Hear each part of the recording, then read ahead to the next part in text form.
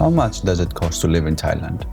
I've been asked that question many times. Well, that depends on a few things: your lifestyle, your location, and what you're willing to pay for some of the comforts you might find here. In this video, I will break it down in 3 categories: lean living, comfort living, and elevated living. Personally, I fall into the comfort living category, but we will check every category very thoroughly, so please enjoy. As we go through each category, I will be unblurring every section so you can see how the expenses add up depending on the lifestyle you choose. In lean living, you're renting an apartment that's usually older and not centrally located. This lifestyle is all about keeping things simple and affordable. You're eating mostly local food and you're not spending a lot on extras.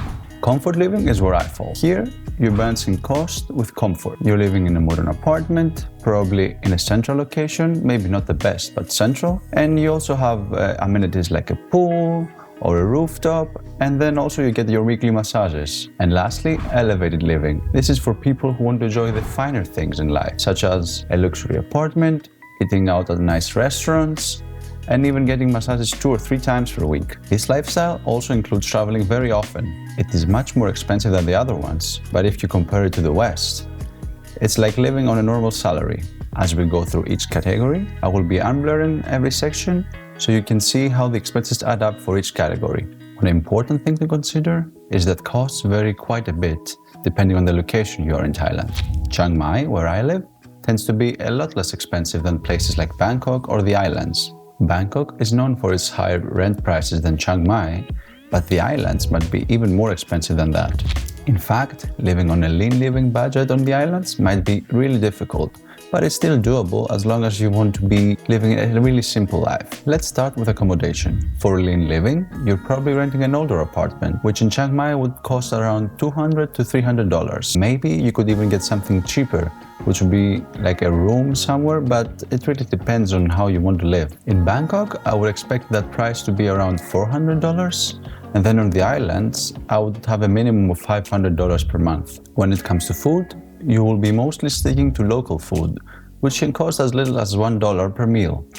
In comfort living, you're probably eating local food and mixing it up once in a while with more Western food, which might cost $4 to $5 per meal. In comfort living, you will be probably mixing it up with Western food, and that would mean you will have to pay around $250 to $400 per month. I would say it is closer to the $400 mark, but it really depends on how you mix it up. For elevated living, you will be eating out a lot more in fancy restaurants. That means you should expect paying at least $600 per month for the food.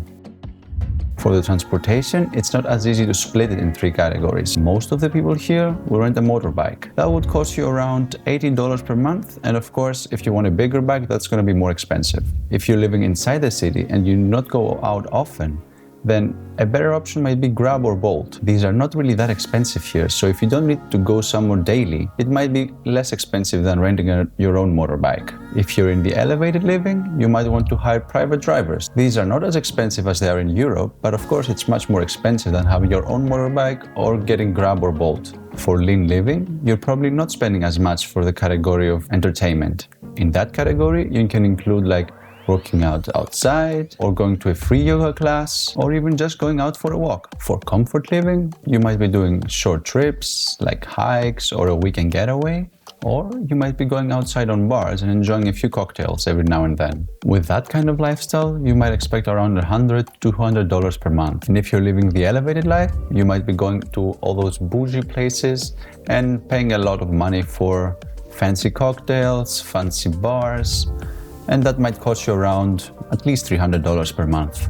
In the health and wellness category, for the lean living in this category, you will probably be skipping the gym membership. You could opt out for working out outside, or you can go at 3 events that happen every once in a while. For comfort living, I, for example, have a gym membership and usually get a massage around once per week, which adds up to around $100 per month. If you're in the elevated living category, you will probably be going to luxury gyms, spas, getting massages 2 or 3 times per week, which will cost around $200 to $300 per month, living comfortably and keeping my expenses reasonable. First off, my accommodation. I pay around $550 per month. That includes rent, utilities, and groceries. I live in a modern building, which has amenities like a pool, a rooftop, AC, fast internet connection, so it's everything I need. For me, it's worth paying that kind of money and having all those amenities. For food, I spend around $300 per month. This is a mix of Thai food and Western food. Thai food, as you know, is really affordable, but sometimes I really miss the healthy Western food, so I will splurge on that sometimes. It really is all about balance. For transportation, I don't rent a motorbike, but I use Grab and Bolt. This usually is around $30 per month, but it really ranges. It depends on what I'm doing that month. For entertainment, I budget around $150. This includes going out with friends, visiting different cafes, and also going out on short trips. Chiang Mai has plenty of affordable activities, so it's really easy to keep the entertainment costs low for me. For health and wellness, I pay around $100 per month.